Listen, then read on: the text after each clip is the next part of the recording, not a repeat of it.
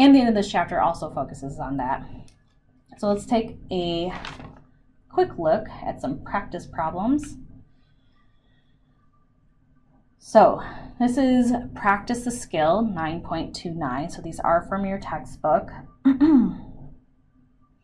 Now we have an alkene and we're forming another alkene. So we're not changing functional groups.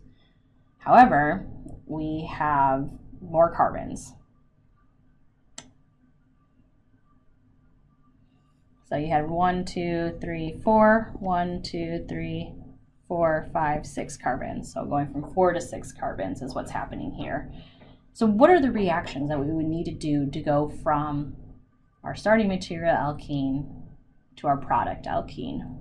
So take a second, just think through your reactions, go back to that slide. You will need reactions from chapter 8 in order to solve this as well. So take a second and think.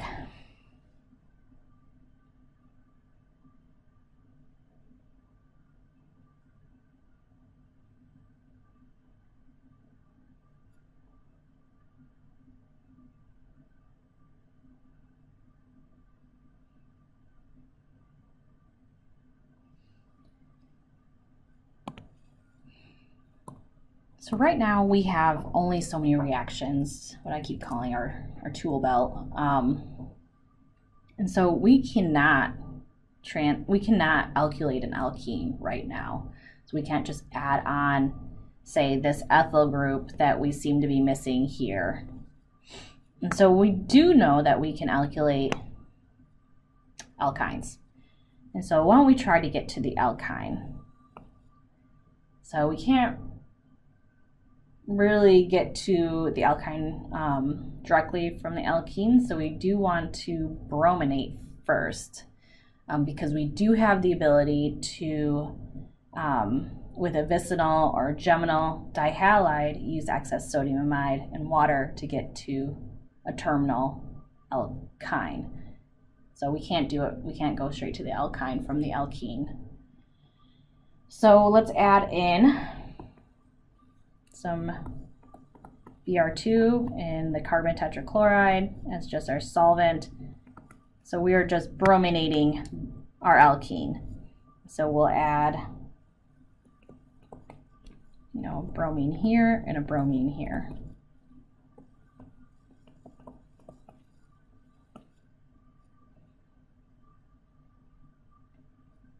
And this is going to be a racemic mixture, just as a side note, but we're not really looking too much at that, at the stereochemistry of this.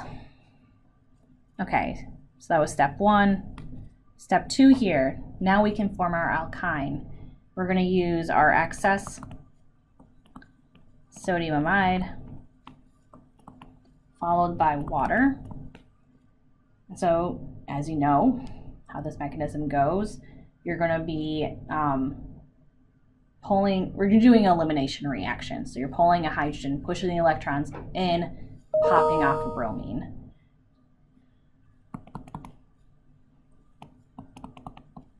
So you should form this terminal alkyne. Now we can alkylate it. We know how to alkylate this terminal alkyne using, again, sodium amide, which is a very useful reagent with alkynes.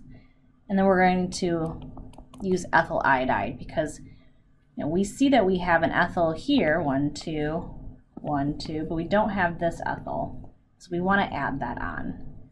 So now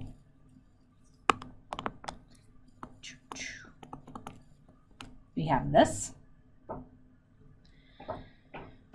Okay, almost there. We have an alkyne, we have all the carbons we need, but now we need the alkene. And so how are we going to get to that alkene? Take a second to think. We only have so many options, right? In order to get to that alkene, we're reducing it. So we're increasing saturation. And the thing we have to note too is that this is a cis alkene. And so we need the hydrogens adding on the same side of the double bond. The only thing that makes a cis alkene is our hydrogenation with a poisoned catalyst. So Lindlar's catalyst. This will add our hydrogens in a syn addition, and it will form the correct final product for us.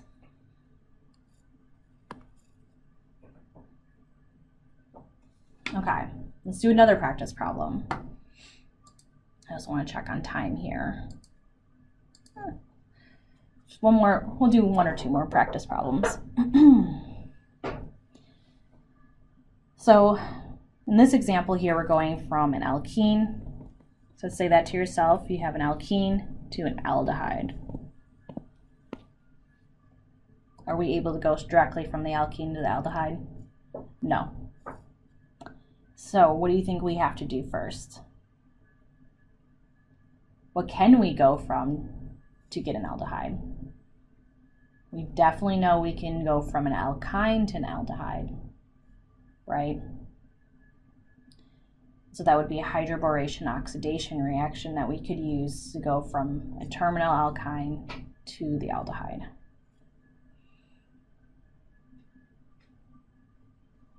So how do we get to the alkyne? So I'm kind of thinking this in a backwards retrosynthetic way. So far, if we wanted to do the retrosynthesis, I know that an alkyne, terminal alkyne, and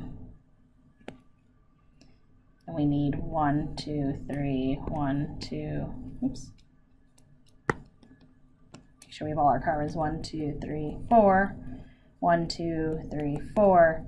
That would get us to that right aldehyde. So how do we get to the alkyne? Well, it's probably similar to what we did in the first step, right? You probably need a dihalide with the right number of carbons, 1, 2, 3, 4.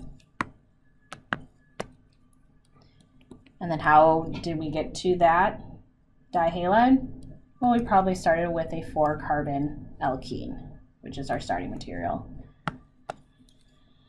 So looking at this in the correct direction, we're going to do that bromination again, just like that previous example. Then we're going to add in excess sodium amide, followed by water, and this will be in an E2 reaction. So our elimination reaction, the reaction before that was a halogenation or bromination. And so then in this E2 reaction, we're doing an elimination to the alkyne. And then to get up to our final aldehyde product, we know that we can form aldehydes using hydroboration. And so then we will use BH3 or a generic boron group, followed by peroxide and sodium hydroxide. And that will form our aldehyde. And so this reaction, again, goes through a intermediate, it goes through the enol intermediate. So you're adding an OH and a hydrogen. You're adding the OH onto, what was it, anti-Markovnikov?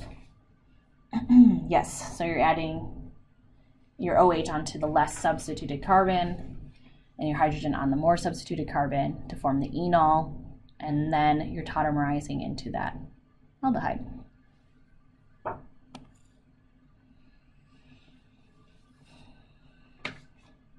Okay, let's do another example problem here. We have a alkyne with 1, 2, 3, 4 carbons, and we have a dihalide with 1, 2, 3, 4, 5, 6 carbons. So we have to go from 4 to 6 carbons. That's the first takeaway I get from this. The other thing is that we have an alkyne and an alkane, and now we have these two bromo groups. And those two bromo groups, one's on a wedge, the other one's on a dash. So we have an anti-addition of those. So we probably want to first concern ourselves with alkylating. We really need to add those carbons on before we can then brominate one of those carbons. So the best way to alkylate, we learned in this lesson, was sodium amide. And what we're missing is 2 carbons. So we're going to use ethyl iodide in order to brominate, or excuse me, in order to alkylate that. Ooh, long day. So we alkylated it. We now have an ethyl on the left side along with the right side, and this looks pretty symmetrical. So there are 2 more steps to this. We need to increase the saturation because we're trying to work towards an alkane. But we first need to go to the alkene from the alkyne. And we do need to take in consideration that our bromines in the final product are anti-addition to each other. And so the only way to get it into the right stereochemistry in the last product, we do need to use the correct reducing agent from the alkyne to the alkene. And so we have those 3 choices, right? We have the hydrogenation, so H2 platinum, that's going to bring us all the way to alkane, which we don't want because then we can't brominate.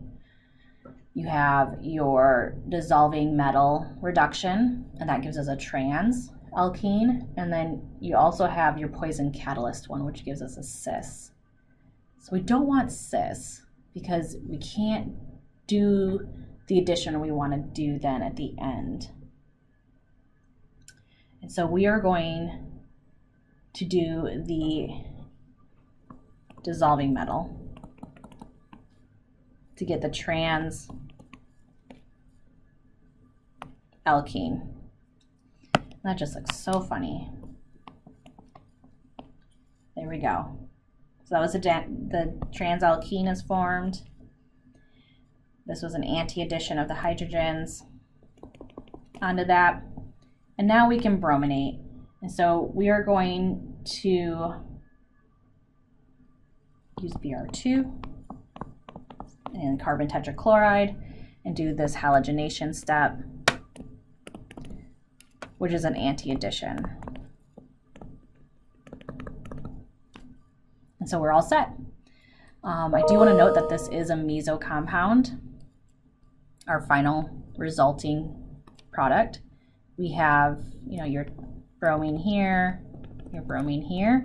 If you were to just rotate around this bond, oops, you would form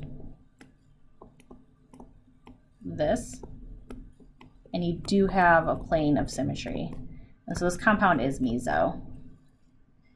Want to keep reminding ourselves of these things and concepts and terms. So you do have a plane of symmetry.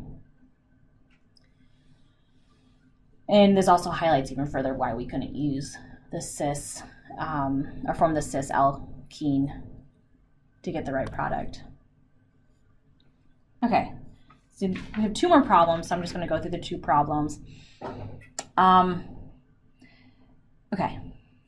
This is essentially the previous problem, but, slightly different. We're starting with an alkyne that has 1, 2, 3, 4 carbons, and we have 6 carbons here.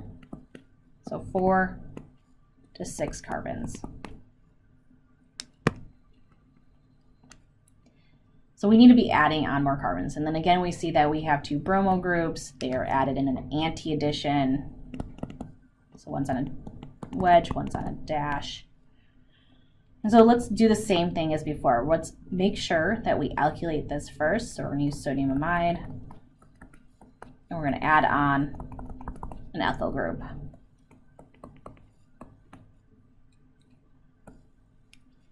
So now we have the correct number of carbons. Again, we have to take in consideration stereochemistry. And so we are going to be reducing this to the alkene because we can't go directly from this alkyne to the brominated product without fully brominating it, so meaning adding 4 bromos, because that would be the only way we can make the alkane. And so we do have to go to the alkene first. So we are reducing this, And we want to reduce this in order to form the cis alkene. In order to form the cis alkene, we're going to do a hydrogenation with Lindlar's catalyst, so a poisoned catalyst. And that will give us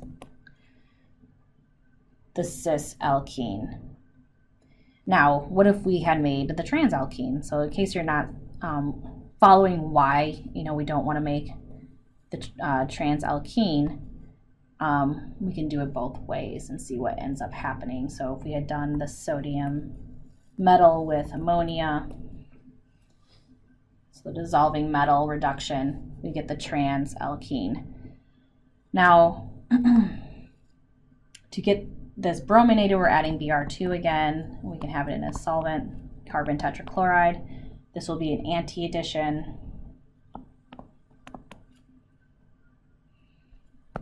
For our halogenation, meaning that we will have one bromo that's a wedge and one bromo that's a dash, and then we form the final correct product. Now, if we had done that to this trans alkene, you would have put a bromo here and a bromo there, right?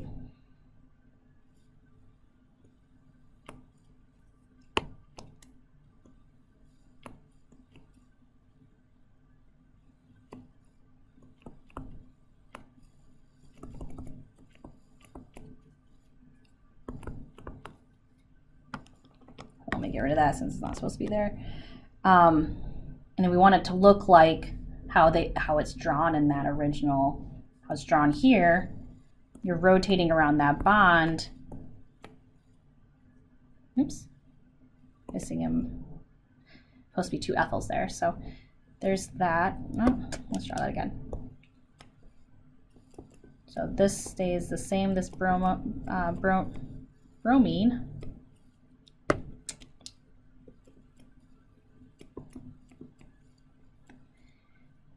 And then you had 1,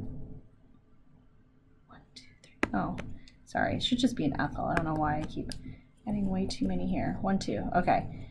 And then we also have the 1, 2 here. We rotate around that bond. Now that bromine's on a wedge. And that's an issue. So we didn't actually form the right stereochemical product if we had started with the trans instead of the cis. So that's why it really matters how you're doing your reduction from the alkyne to the alkene. Okay, one last problem. This is kind of like, elevating our knowledge a little bit here. So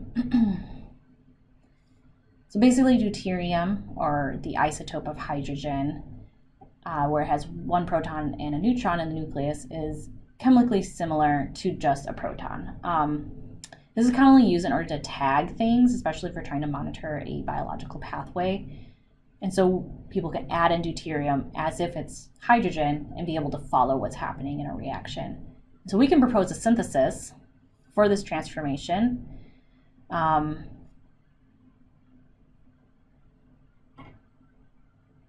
we want to use an alkene in the synthesis, not in each synthesis, in the synthesis.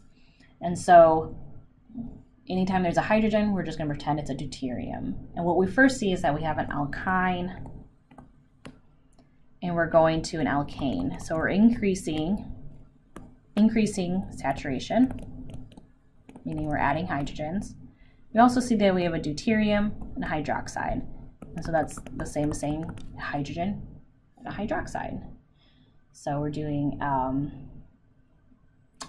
halohydrogenation reaction.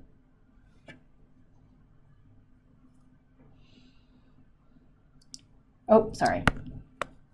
Yeah, we have I forgot about looking at this other carbon here. So we also have the deuterium and the hydroxide. And so we're actually adding 2 hydroxides. So we're making a diol. And that's really important. Basically, we're adding 2 OHs onto the carbons that were in the original alkyne. And we're adding them in an anti-addition. We have a dash on one of the OHs. So here's a wedge and a dash. So how are we going to do that? Well, we can't go directly from that alkyne to the diol, so we definitely need an alkene intermediate in order to do that.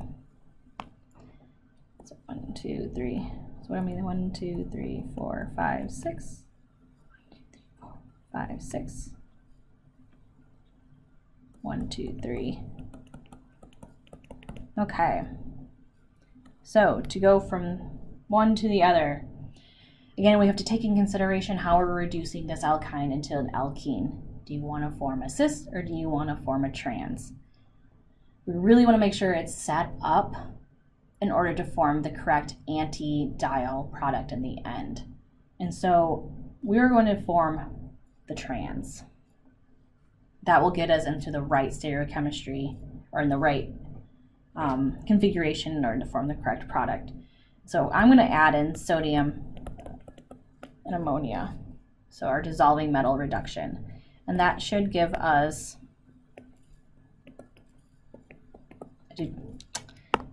deuterium here, a deuterium here, and then the rest of the product, our molecule, which this is a carboxylic acid, so Cu. And I made it a trans. So it was an anti-addition of my deuteriums. And that's the other thing. We're adding deuterium, so this is going to be ND3 instead of NH3. So we're just exchanging out those hydrogens for deuteriums. Okay, so how then we go from the alkene to a diol? We have 3 options, and like I say, in our tool belt. So we have this option. So first option is osmonium tetraoxide, followed by sodium bisulfite and water. That should be a 3. We have potassium permanganate, sodium hydroxide, and it's usually done cold. And then we have option 3, which is using a peroxy acid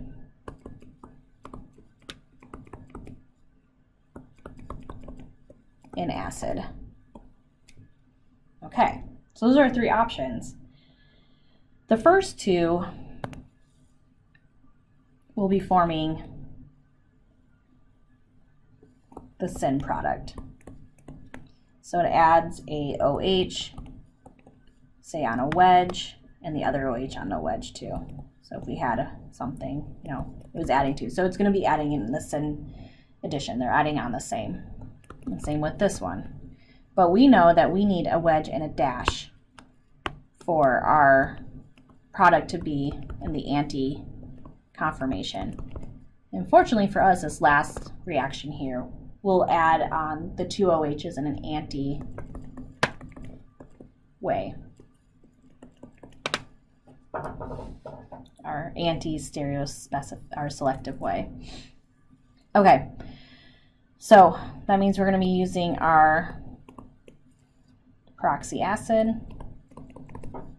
followed by more acid, and so then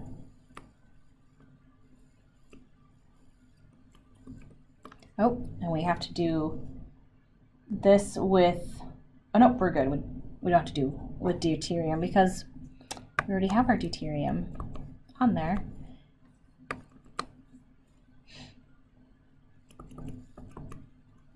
So we end up adding our OH there on the wedge, and we'll add our OH down here on the dash. So now we have our anti-addition.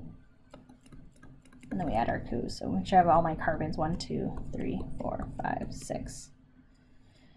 1, 2, 3, 4, 5, 6. Okay. So that would be how you go about that kind of problem. So just exchange out hydrogen for deuterium. And again, we're looking at, we're decreasing saturation from our alkyne to an alkane. And we had to go through an alkene intermediate. And we have to take in consideration if it's trans or cis hydrogenation being done. And then the final step where we have these 3 options for forming a diol, which one's going to give us the correct diol. So This concludes this chapter. Keep practicing.